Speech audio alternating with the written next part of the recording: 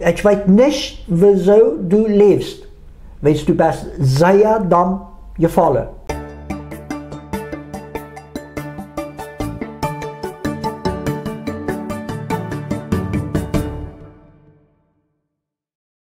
Korte Unterbrechung. Im Jahr 2025 macht ich entweder jeden ersten und jeden dritten Sonntag Lebensgeschichte mitteilen. Auch sind in diesem Jahr Botschaften von Leo Bigger aus der Schweiz. Jeden zweiten und vierten Sonntag. Dann habe ich auch noch einmal inzwischen das Beispiel von Mexiko und Oase der Seele von Alvin Niefeld. Ich sehe hier vandaag in Asunción bei einem ganz besonderen Gast. Je zijn al, der ist am Rollstuhl. Das ist Bernardo Steffens. Bernardo, ich danke dir, dass ich die gefunden habe und das machen kann mit dir hier. Kannst du die Karte einmal ein bisschen vorstellen? Ich glaube, du bist scheinbar nicht. Ja, schön gut, Marius, Herr Zawotje. Danke für diese Gelegenheit.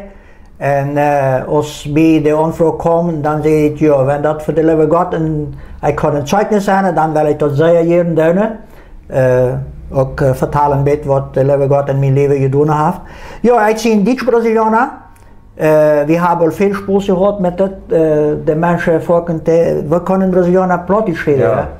Aber ich bin in Südbrasilien geboren. En zijn mijn oudere Leute aan Paraná gesiedelt, alles Urwald. Und dann ist mit meinem Onkel, mein Pa, Nueva Toledo gesiedelt. Ja. Dort wir dann auch alles sehr viel Bosch. Das sind nun meist 48 Jahre Träger. Okay.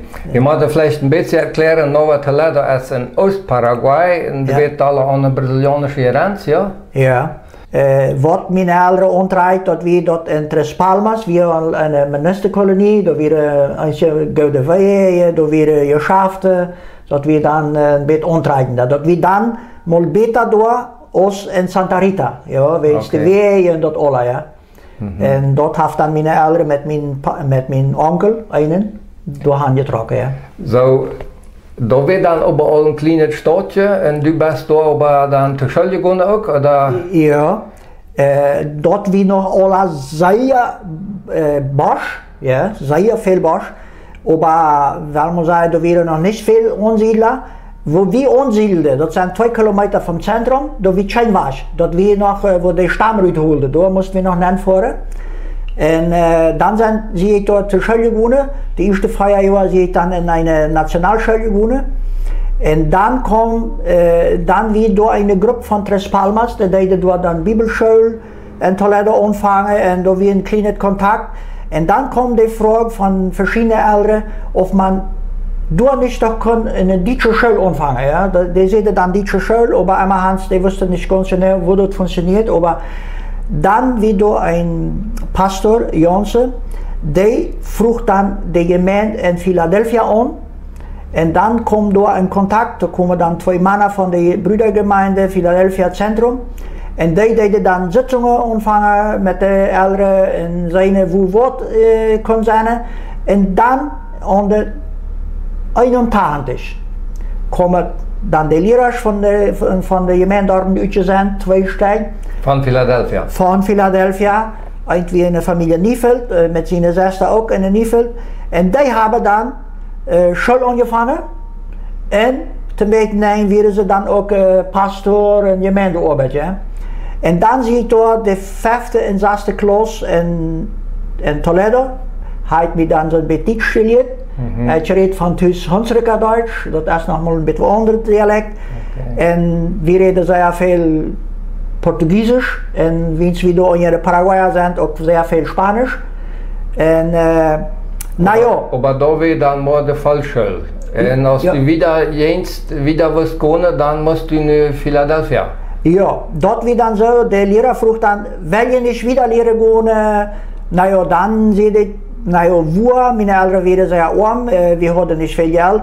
Und dann sagt er, ja, wir wollen sorgen dafür, wir wollen sagen, wo wir dorthin gehen, wenn die Welle gehen in Philadelphia. Und da wir eigentlich noch eine Nubersche, wir hatten gerade 6 tot 1.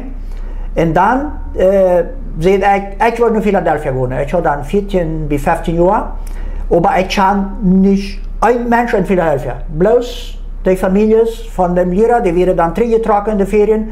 En ik fuhr dann Feuer doorheen. En dort wie dann een beetje schwer de eerste jaren. Ja. Ik moest me Hochdeutsch leren nog. Ik had 2 jaar Deutsch geleerd. Ik kon niet goed schrijven, ik kon niet goed reden. Praat ik sowieso niet. En dan kom ik hem heim aan.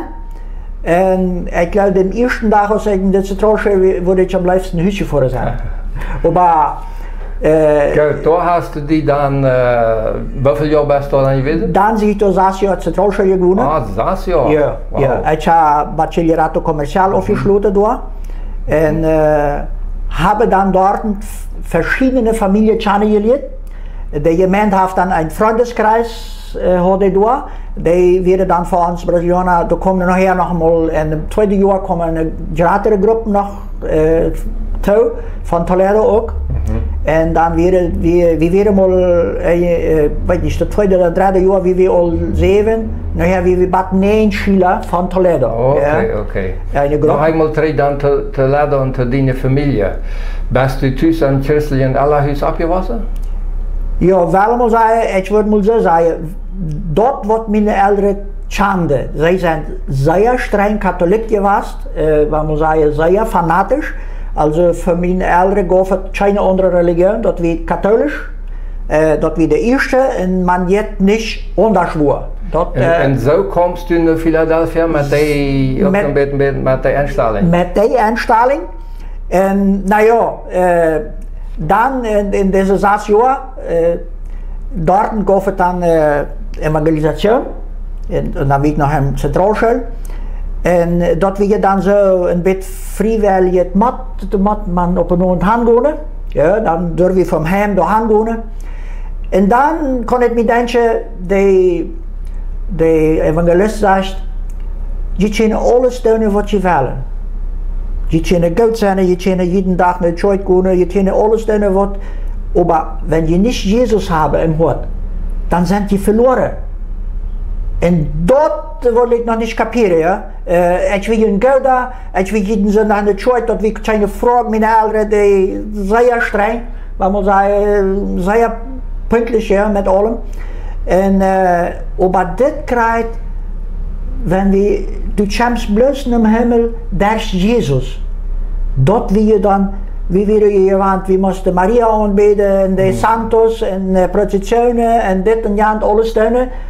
Gouden tuinen, damit wie ook geraad worden. Ja. En daar hast du die dan bekeerd? Dan heeft mij in dem einen Moment, weet je, heeft mij dan bekeerd, als de pastor zegt, nou ja, je komt niet im Himmel, wenn je niet Jezus hebben. En dan wie mij dat klaar, ik moet Jezus hebben. En dan zie ik God dankbaar, dat we een zeer goede nieuwe arbeid, ja, ons wordt dan klaar gemaakt, dat we daar nooit geraad zijn. We kunnen niets doen om ons geloven, om ons im Himmelland te schaffen, wil ik maar zo zeggen, bloos daar Jezus. Alles wat we doen, dat is ook die dankbaarheid wat Jezus voor ons gedaan heeft. Ja? Goed, en dan is het weer, wat heeft u dan als het eingeleerd had? Bueno, dan we hadden dort een Freundeskreis, die werden dann immer verantwortlich für uns. Door in deze jaar heb ik ganz verschiedene families kennengelernt. Waar man sagen, wo wir dann zum Weg immer wieder Families, wat Freund uns eingeladen haben, immer mitfahren zum Weg, also dort wir eine sehr große Vielfalt. Je kreeg Stipendien om daar zur Zentralschule te gaan? Ja, wir kregen Stipendium, wenn meine Eltern hadden keine Geld, um das zu betalen, wenn es die Schule wie dir. Wir kriegen teilweise von der Deutschen Botschaft und einen Freundeskreis. En dan hadden we meerdere, wenn man sagen, so Typ zetten ons en die dan immer ons klaarmaken dat we zullen eigentlich tegengaan in Philadelphia School en dan eines Tages teruggaan naar Toledo. En jullie heimat daar. En jullie heimat en door helpen de mensen, school, gemeente opbouwen, wat dan immer. Ja. Dat we dan zo'n moralische vertrag, wenn we dan niet gaan worden, dan worden ze ons ook niet bematten. Ja. Maar dat we dan moralisch. Ja. Dan weet je een beetje een bevoorzoek dan met een andere. Door wie een familie, die had een erlevenis met dem Leuven God. En zij zeiden zo, zij wilden zich om 2 Brazilianer chamberen. Und dann sind wir da in diese Familie gekommen. Was war das für ein Erlebnis? Weißt du das? Ja, dort habe ich so ein bisschen mitgekriegt. Die waren auf sein Land und dann hat dort 4 umzingelt.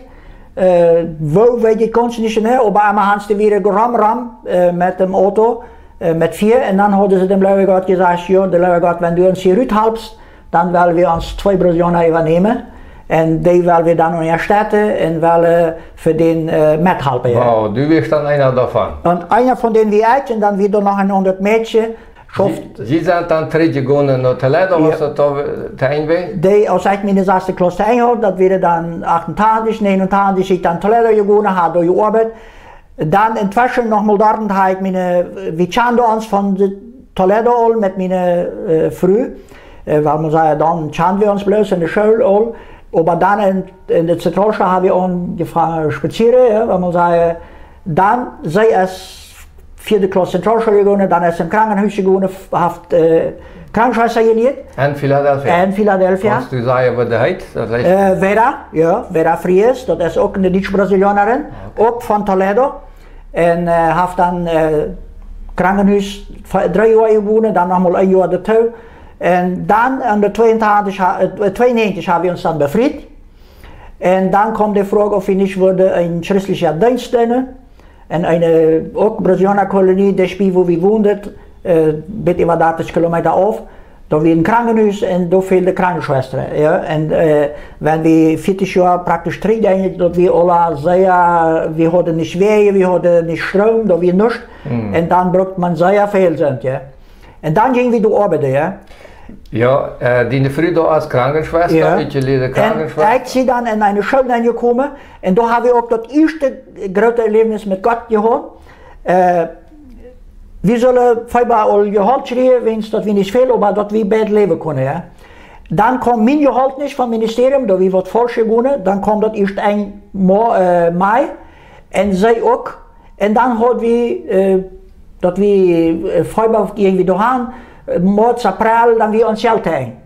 Eigentlich meine Frau. Aber wir hatten das keinem gesagt. Wir würden nach Uthölle bei dem Weg nehmen, dann würden wir mal ein paar Mal vor ein Bett fragen auf Bett liegen. Ja. Und dann wird das interessant, kommt eines Tages eine Schwester von der Gemeinde und sagt, sie hat gefeilt, der liebe Gott hat all gesagt, sie muss uns Geld bringen. Ja. Und sie brachte uns Geld, das gab für 2 Monate wenigstens eigentlich meine Frau Geld leben. Dat hat wir keinem gesagt, wie wir ganz still, aber dass wir, wenn wir auch da fremd wären, wir wollen nicht Kredit verlangen, auch nicht so früh anfangen Geld zu brauchen. Aber der liebe Gott hat uns da gewesen, ich sage für ihn, das wieder, ich sie mit ihn. Ja? Du redest davon, vielleicht würde ich zurückgehen in eine älteren Frage. Wo wird das Verhältnis dann mit deinen Eltern, streng katholisch, und die waren ja dort auch eingeworden sein, dass du die bezahlt hast? Ja, dat weer ook nog een zaak. Ja, mijn ouders waren zeer streng en voor mijn ouders gaf het dan niet andere religionen. De katholische is de rechtste, dat is de eerste, dat is wat we ons moeten hullen. Maar we hebben dan, ik had dan mensen gevraagd en zei, wat doe ik nu? Ik wil me toffelen en maar dat wordt een trasje heeft hebben, wel maar zo zeggen, met mijn ouders. Ja. En dan hebben ze mir gesagt, wacht een beetje, laat dat mal een beetje, ik wil ook bad mijn Chast nog een beetje financieel afhankelijk van mijn ouders. En dan heeft zich dat langzaam aufgebaut, ja, dat we dan niet meer zo streng. En dan, als we ons bevrieden, dat hadden we een zeer goed Verhältnis. Maar man zei met mijn ouders immer zo, bloos, ze waren zeer doorheen dat we eeuwig gingen, een andere religie. Aber dann bezieht sich mein jüngster Bruder sich bei einem Baptist, ich schafft da, und dann ging er in die Baptistengemeinde an, und dort wird dann so ein bisschen das Eisbrechen, ja. Und dann an der 94, an der 92 haben wir uns befreit, 94 habe ich mich dann toffenloten, in Coronel Toledo und der Mennonitenbrüdergemeinde, ja. Und von da an haben wir ein sehr gutes Verhältnis mit meinen Eltern. Von da haben sie spät bezahlt. Sie sind noch in der katholischen Kirche, ja, da ist ja ein sozialer Druck auch, das verstehe ich auch gut. Aber du wirst bei meinen Eltern nicht mehr, du wirst sagen, das sind evangelische Menschen, nicht mehr katholische, du hast nicht mehr von Santos oder Maria oder dat is alles. Ja. Zij zitten vandaag, zij komen zeker naar onze extra programma, wenn we mal hebben, laden de aan. En hij verteidigt vandaag meer ons als zijn eigen religion. Dat is zum Staunen. En goed, gaan we dan een beetje wieder. Je had dan door je thuis gemaakt en je had door je arbeid. Ja. En irgendwann had je dan een aanval. Ja, in de 84 dan hebben we 2 jaar in Castilla dos gearbeitet en dan zijn we 3 jaar daar in Toledo ans vastgezet. Mijn vrouw heeft dan langzaam ongeveer mij in de school met gearbeitet en ik had dan in de gemeente teilweise met gearbeitet. En nou ja, intussen zijn we hebben 4 kinderen, 3 jongens en 1 meisje. Die zijn alle groot nu, de jongste is 21. Nou ja, dan we hebben veel met krankheden geleefd, met ouderen. Ik had een broer die alcoholica. Emma Hans, in die tijd veel gaan en drie. Maar nu, 4 jaar, als we mal dachten, nu is de storm voorbij. Ja, we hadden veel met de krankheden. Met de krankheden, ja, en dan, nu is de storm voorbij. En dan in dat we met eenmaal, mijn vrouw had pras schreef. Ja. Nou ja, dan vangt het ganze wat aan, dat we een ganz goede slag. Dan, wie we in dem ganzen Prozess mit haar hier in IPS, nou ja, dan in März passiert mir ein Unfall. Ja, ik zie op een dak gewesen met mijn arbeider, we willen daar repareren. En zie ongeveer 3 meter dak raufgevallen. Ja, op een bridge. En mijn arbeider ran voets naar anderen, wat er woont dichtbij. En zegt naar hem, de Bernardo is raufgevallen en die is dood. Ja, dat wie dat eerste, nou ja, ik lag ook als dood. Hij kwam bloed uit de neus, uit de mond en hier im kop opgechield, ja. En China wist wat precies los was, ja. Maar einmal Hans voor den wie ik dood. En dan brachten ze mij dan uit en mijn China weer dan voetstoel, ruimden ze en die brachten mij dan in het hospitaal. En dan deden ze in Lucie wieder met tomografie maken en dan wisten ze al mijn ruggen wie 2 en dan zeiden ze voetsnel Bautista, ja. Dan kwamen mijn kinderen met, dan nou ja, dat eerste weer 50 miljoen, woher nemen? Ja, dat pressuposto komt. Die zeiden, du moest opereren. Die zeiden mij, die wisten al, die hadden van de tomografie, kon de dokter al zijn, die hadden metgecheckt. Also die moest opereren, du moest wat je doen. En de pressuposto, also wat dat kosten wordt, het eerste wie dan meest krijgt 50 miljoen. Nou, we hadden dat niet. Maar dan deed mijn jong zijn onkel onderhouden, wat mijn vrouw zijn broer is. En hij stelde ons dat dan voor de verfügung. Hij liet ons dat dan. En dan konden we voets opereren. Ik weet dan, zie ik zondag opereerd worden. Dan zondag op een oond, dan weet je iets een beetje thuis gekomen, dat ik een beetje denken kon, de dokter stond bij mij en zei, Don Bernardo, weet je hoe du bent en zo. Ik zei, nee, ik zie ganz no sé qué pasa, zei hij samen in Spanisch, ja. En dan zei hij, ja, beruhig dich, du bist, ik weet niet wieso du leefst. Weet je, du bent zeer dan gevallen, ja. Hij zei dat in Spanisch. En du, hast den Rücken gebrochen, den Kopf eingeschält aber sie tranquilo, deine Kinder sind da, deine Familie ist da, wir haben all operiert und du bist nu gut auf. Die beruhigen, das wird all worden. Nou ja, und dann zie ich da 7 Tage in der Intensivstation gewesen und dann sehe ich in 8 Tagen nochmal in eine andere Stunde angekommen. Aber das kriegt, was ich nu wir haben uns immer, als ich mich mal beschert, dann war uns inzwischen mal erst mit der Vers in der Bibel ganz wichtig geworden, trachtet zuerst nach dem Reich Gottes und alles andere wird euch zugefügt oder was ihr hilft, ja. Ich war dort mal so ein bisschen, Matthäus 6, 33, das haben wir einmal so ein bisschen in uns Leben genommen, einmal das erste Gottes Reden, ja. En wenn wir dort brücken, dann wird hij einmal geben. En hij heeft dat de ganze jaren. Als we op missie waren en met onze krankheden en thuis en met de kinderen aan de universiteit en immer, niet hem vooruit gegeven. Aber immer zoals we dat brukten. Immer zoals we dat brukten. En ze heeft ook nu met mijn onval, er zijn mensen die hebben spendiert en van de ganze, dat is in Chaco en Asunción en Tres Palmas en Lucero en van de gemeente in Toledo en gemeente in Chaco en alle. Ik kan goed, ik wil niet geen erwähnen, maar dat zijn zeer veel mensen. En dan wat mij nog zeer wichtig is, wenn du Menschen hast, die wat vandaag geroepen die naar ons zeggen, Bernardo, wie je het weer, weet je, wie bidden voor jullie. Dat is immer eine ganz wichtige Sache für mich. Mir hat das Leben von Tag auf Nacht so ganz umgedreht. Ja?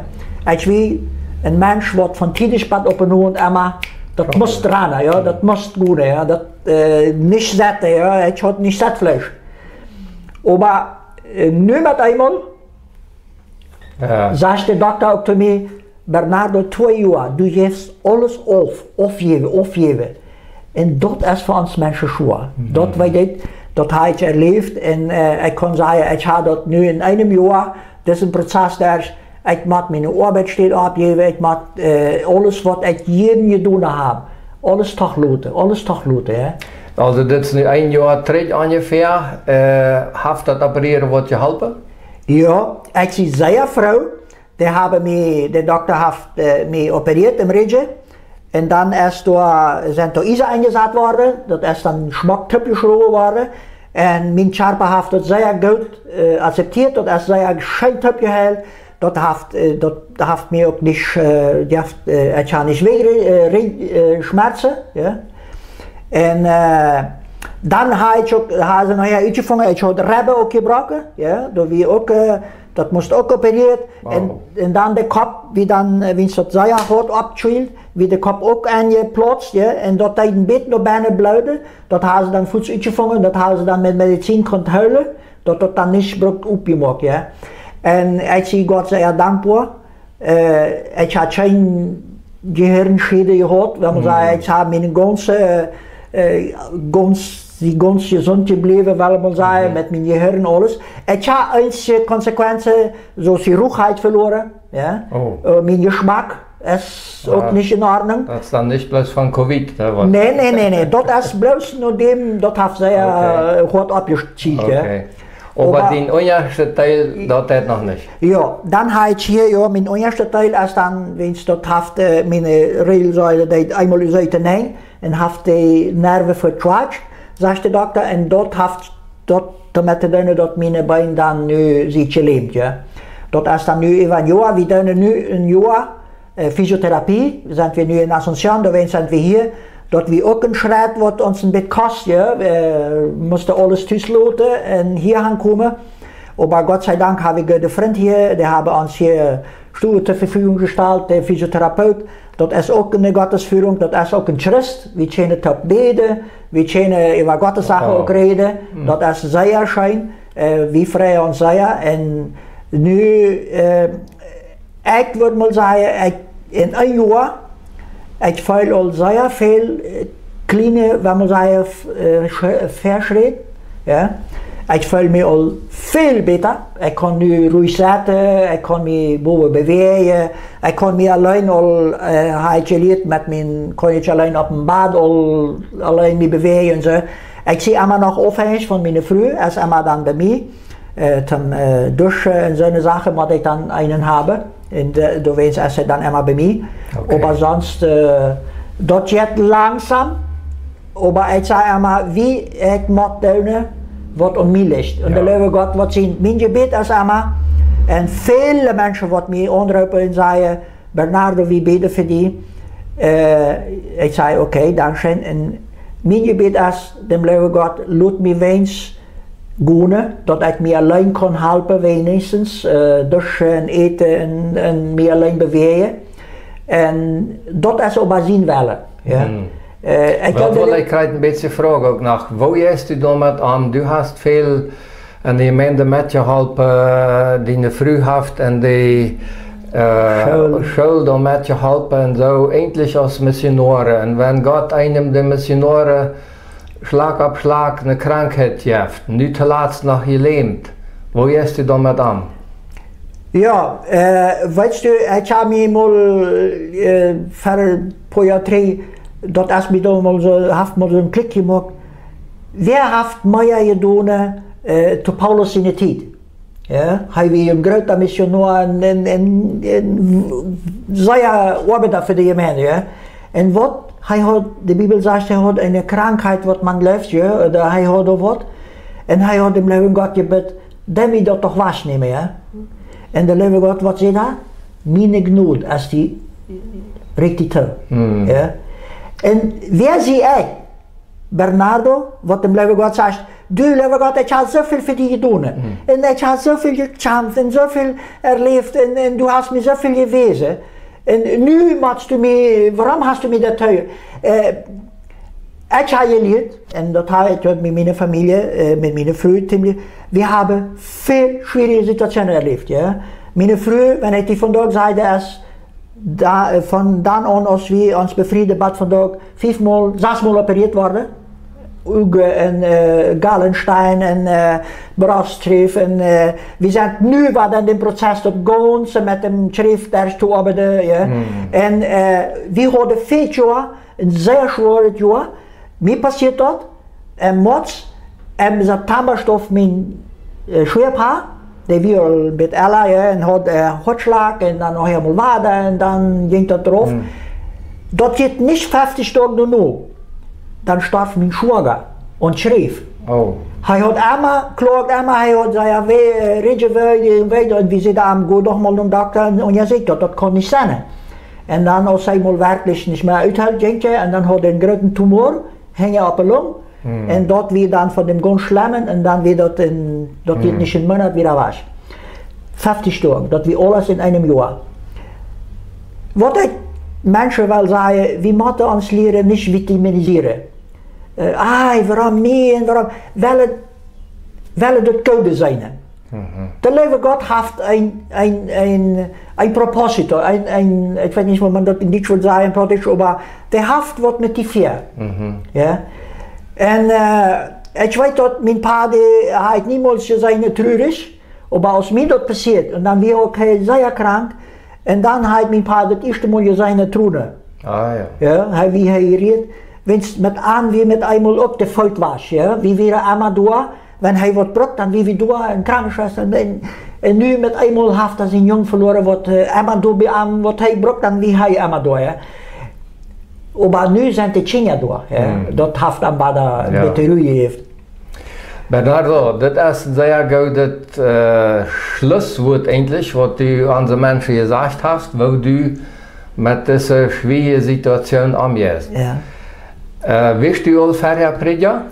Nee, ik had mal als het Zentralstadtijn ging, word ik zeer hier in IBA gaan. Maar dat schafft dan nog niet, ik ben nog niet getauft. Ja, en dan wieder met dat ik dat nog niet kon. Nou ja, zie je in de arbeid en dan weer bevrijd en dan heeft dat niet. Maar ik wil zeggen, du kannst nu als prediger zijn. Ja. Ik wil vragen willen, wenn mensen dit zijn en die aanladen willen, die Zeugnis te geven, woest du bereid zijn aan die mensen te voeren? Zeer, weet je, ik heb me vergenomen, God de eer te geven, want ze heeft zoveel geld te doen aan ons. Wenn du nu mal nimmst, we hebben wit over 200 miljoen uitgegeven met dit ganze, met mij. En de lieve God heeft dat allemaal zo. Dreppeloten, ja, zoals in de dakrand door, ja. Dat is allemaal kruidjes wie dat broek erin gekomen, ja. En er zijn zoveel gemeentes en mensen die hebben ook niet Christen beweegt om ons te helpen. Ja. Ik heb mensen gehoord die zijn naar mij gekomen en hebben mij geld gebracht, dat zijn niet Christen, niet verwant, niks. En dat, we werden nu krijgt verkort voor 2 weken, Bethlehem, zijn we eingeladen worden in een ganz arme Spanische gemeente, die bij ons dit Zeugnis geven. Doordat we zo'n schijne avond, ja. Wat we kunnen mensen zeggen, wat de lieve God aan ons gedaan heeft. De mensen zeggen, we brokken Jezus. We moeten niet, dat is krijgt en dunt. Wat du ontreist, of du lange haar hast, of du show jeder gemeente heeft ze zijn regelen. En dat is ook koud. We moeten regelen hebben, want we moeten het opleven. Aber dort wird noch nicht wichtig sein, wenn du eines Tages vor Gottes Thron stehst. Der liebe Gott, der Jesus wird die Frage, ist die Nummer hier in meinem Buch? Der will nicht weten, ob du in der Mennonitengemeinde, der Baptisten, der Assemblée oder immer Hans Pfingstler wirst. Das ist nicht wichtig dann. Wichtig ist, sie ist Jesu Folger. Ja?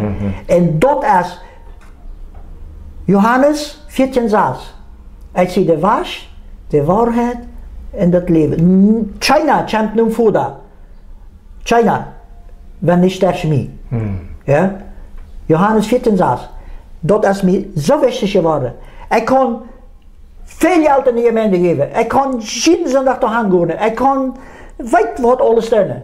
Ich will geraten worden. Ich muss was tun. Nee, das muss ich uit Hort tun. Für den lieben Gott. Nicht für Menschen, aber für den lieben Gott, für das, was er für mich getan hat. Dann hat das einen Sinn. Aber nicht, wenn ich sage, das muss, sondern uit Dankbarkeit für das, was er für mich tut. Und dann, das ist sehr wichtig, und das muss wir auch tun, und das sollen wir auch tun, die gute Sache, Missionen, was wir einmal andere Menschen. Weißt du, wir sind von dort auf dem Punkt, die Menschen brauchen simplemente abrazo. Wir sind alle durch diese Technologie, wo wir immer wieder Euthanasie brauchen. Ja? Wir haben nicht mehr Familienleben, wir haben nicht wir haben Gemeindeleben, aber nicht mehr, ich weiß, 40 Jahre drin, dann haben wir Sonntag noch eine Stunde im Church und denken, Terrain, vertalen, wieder in Abrazo, und hier. Ja? Von dort und da, Church, hola, verflogen. Ja?